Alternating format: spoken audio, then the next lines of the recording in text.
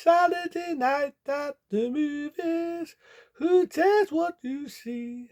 Yep, it's that night again, Saturday night at the movies. So I figure why not? Why not talk about films I'm thinking of seeing, and things I'm thinking of doing. So as you know, at the moment, I'm not doing the Linda Bears now, but I'm going to keep doing the Woody Allen films. One of my favourite actor, May Rest. Woody Allen. I've had a real ball. I've had a really fun time talking about Woody Allen films, reviewing his films. I remember him in the days when he did the Guinness ads. I remember him in the Golden Classic film being Blade Runner. The fact that he improvised his lines, if you can only see what I can see, tears in the rain. He improvised them. And that's one thing I will say what was good. And so it'd be interesting to review more of his films. It will definitely be an enjoyable ride. Then it will be an enjoyable ride to see what I can see in more films of Woody Allen's. Then along the road, I'll think of other actors who are sadly no longer with us, actors who still are with us, directors and certain films of them, maybe biographies will be my next step when it comes to films. I do know my mate is balancing Steve Seffen. That's fair enough. I'm not. Overrated, overhyped.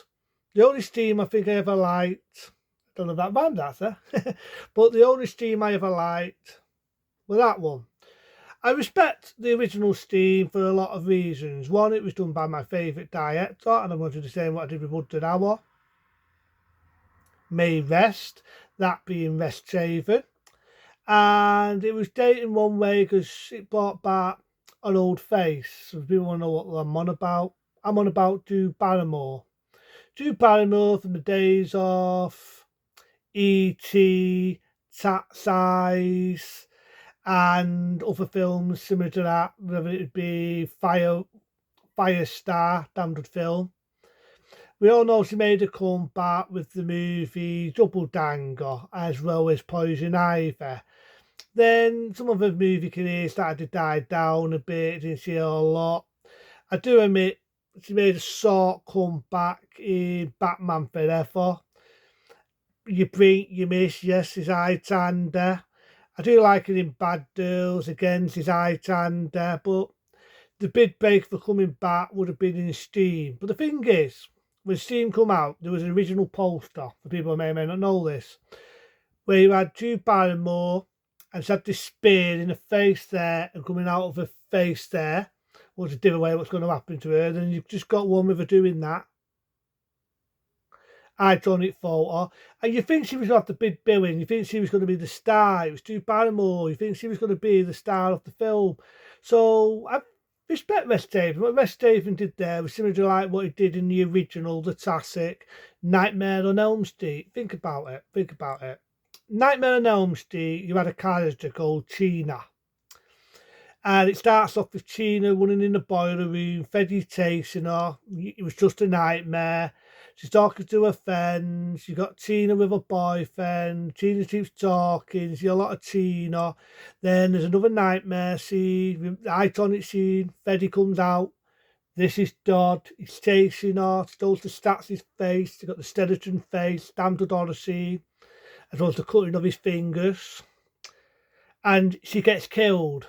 And that was like a soccer. I mentioned back in that era, it was a soccer, same as the original Psycho. For people who, we all know it now, the famous sour scene with Janet Leigh. But I imagine for that era, people were shocked because they thought she was going to be the big billing. She was going to be the main star. People didn't know she was going to be the one to get killed. And it was the same what they did with Drew Barrymore. You didn't know she was going to get it. She was going to get killed. So for that era, that was like a shocker. And she dies such a bloody death and all. And like I say, I do know they've represented it with a lot of comedy versions, like Scary Movie, where they tried to copy that scene, or it was done for laughs and giggles because it was a comedy. But to me now, Steam 2, I don't mind it. It just pissed me off that they killed one of the main characters off from number one. And I felt the mother is now doing the murders from her two sons. Come on, where the fuck did that come from? And then you got other ones that dressed up his dose face. It's like, how many doasty roasty faces have we got to have? How many?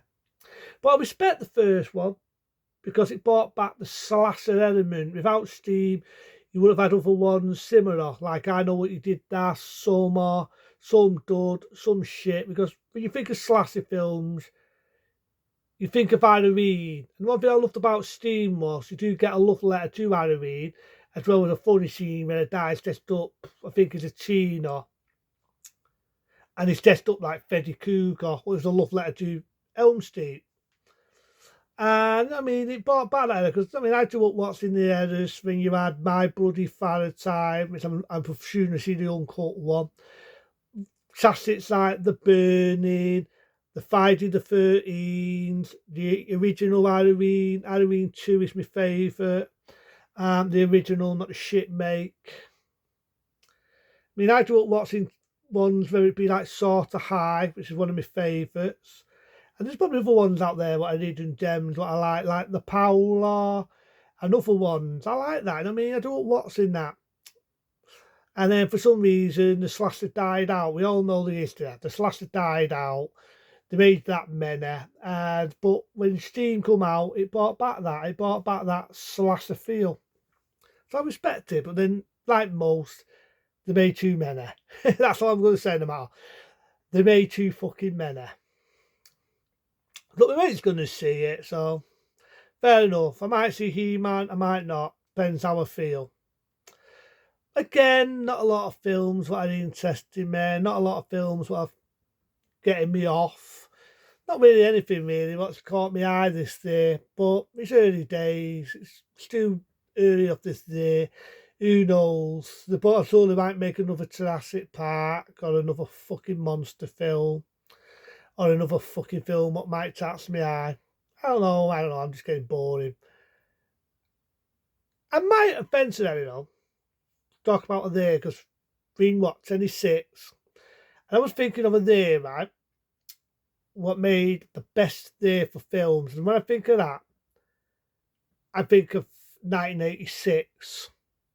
I think of 1986. And speaking of 1986, I think of one of my favourite films, Manhunter. Why not?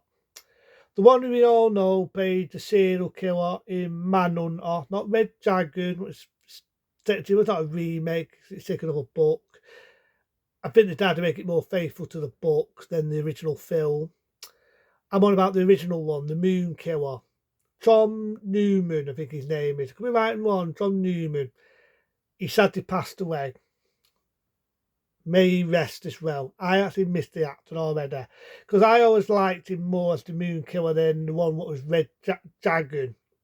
I felt Manhunter did it better. It had a certain style to it. Yeah, I remember saying it's like a Miami Vice feel. Understandable. The same director that did as Miami Vice, the original, the series. He was the one that just did Manhunter. So that's that sort of feel. I like the characters going after him. You know what I mean? He started getting to his head. You and me now, sport. I love that. And I like the killer. The killer didn't speak a lot. Yeah, you don't see him a lot in the film, but when you do see him, he has a presence. He doesn't talk a lot, but he has that cheapy feel to him. And you can see why after that, one day after, they had him in Monster Strong. Come now's the word, right? My speech is going bad to words. The Monster Stod as Frankenstein. No, the Monster of Frankenstein. And I liked him in that. I also liked him in The Last Action Hero. And one thing I do like him in was the villain in Robotop 2 as Kane. I love him in Kane. I think Kane, he then was a intimidating villain. He was like the typical Bible basser, but in a psychotic way. So I actually liked him as Kane as well. You know what I mean? I liked him in that. So, yeah, may he rest. Tom Newton, I think his name is. I could be right and wrong. Someone thinks I'm wrong, please let me know. But I always liked him in the original Manhunter. Get it right, Pensella. Manhunter. In the 1986 classic, Manhunter as the Moon Killer. So, yeah, I might talk about the films of 86. Why not? I'm on a roll. But it's it. Be smart, be safe. I'll end it like this. Saturday night at the movies. Who dares what you see? See you later.